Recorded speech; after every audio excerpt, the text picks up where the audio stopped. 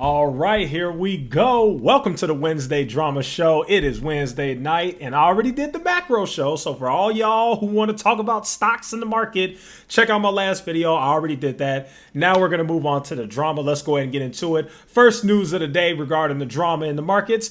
Tom Nash appeared on Fresh and Fit podcast, and it was insane. I was just like, what? Now, I actually do watch the Fresh and Fit podcast sometimes. It's pretty entertaining. I'm not saying I agree with everything that they say, but you guys know I am a Red Pill guy, and I do watch Red Pill content. No shame there. And I just happened to see on my feed on YouTube Tom Nash appear on the Fresh and Fit podcast. I'm like, this is so freaking random. What is he doing on here? You know, so it was just really funny to me. That they had him on there. It's just like, wow, this guy's really making circles. That's going to be huge for his channel because they actually have a really huge channel. They've almost got 1 million subscribers. And yeah, I watched a little bit of it. I mean, a lot of what Tom said was actually pretty factual. I'm not going to even lie to you. That's the Tom Nash we want. Do that, Tom Nash. Do that stuff. You know, he talked about macro. He talked about like the market, what's going on. And he also sounded a little bearish, which I appreciate because I'm tired of these YouTube clowns making everybody think that the moon is back and the market's back, because it ain't, okay? It ain't. So good job, Tom Nash. You actually did good on that Fresh and Fit podcast. Yeah, you guys know me. I give credit where credit is due. I don't hate Tom Nash. I don't hate any of the grifters or any of the YouTubers I talk about. I just hold people accountable, but also give credit where credit is due. From what I saw, Tom Nash appeared to do a good job. I didn't watch the whole thing, but from what I saw. Okay, moving on. Let's respond to Meet Kevin. So I just made a video where, okay, I'll blame myself for this. I talked about Meet Kevin first, so he has every right to comment. It still blows my mind that a channel with like 4,000 or 5,000 subscribers can easily get Meet Kevin, the guy with 1.8 million subscribers, to comment on my videos. It's so funny. Honestly, Kevin, you should take my advice when I say this. Stop commenting on my videos. You have 1.8 million subscribers.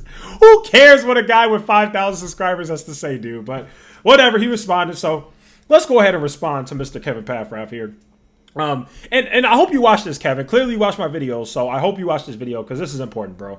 You know I don't hate you. I think you know that. I really just speak the truth, bro. So I made a video where I basically criticized Kevin for putting on Twitter that he basically bought stocks. And I'm just like, why in God's name would you buy here?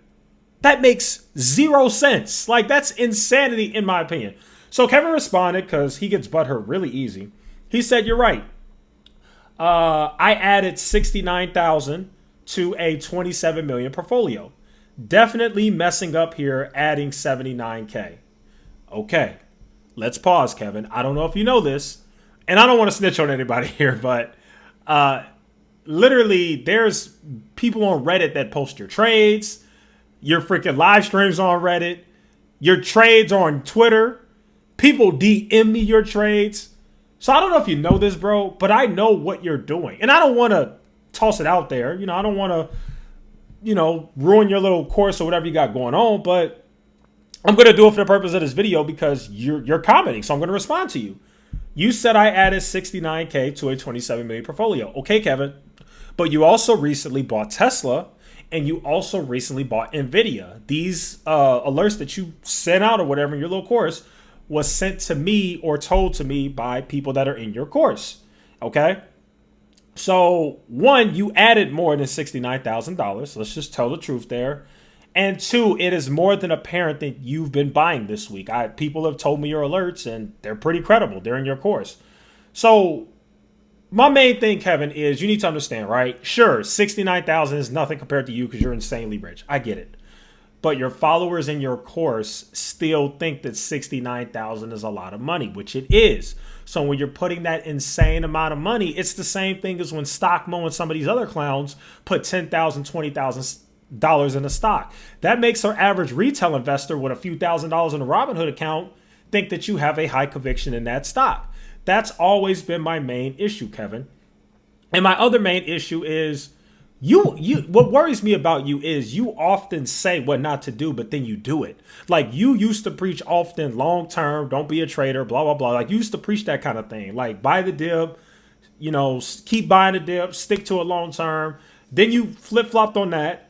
Now you're kind of doing the same thing, right? Because You're essentially saying, and I don't want to butcher your words. You and I have had that talk, so I will give you the respect of not butchering your words. I don't know exactly what your thesis is, so I can't give an exact reason of why you bought now, but I do think that it's a huge mistake. And there's been plenty of times where you have even said on your live streams, do not buy stocks during the euphoria, the momentum, the craziness, the rallying.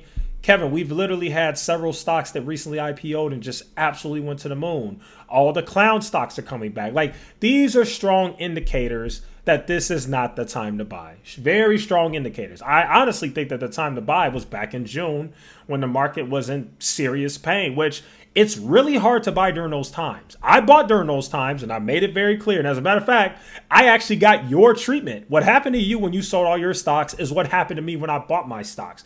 Because I was bearish for a while back in like May, April, June. I was really bearish. Then in June, I finally bought because things had just gotten so cheap. I'm like, okay, I got to pull the trigger here. Because again, I'm not trying to time the market.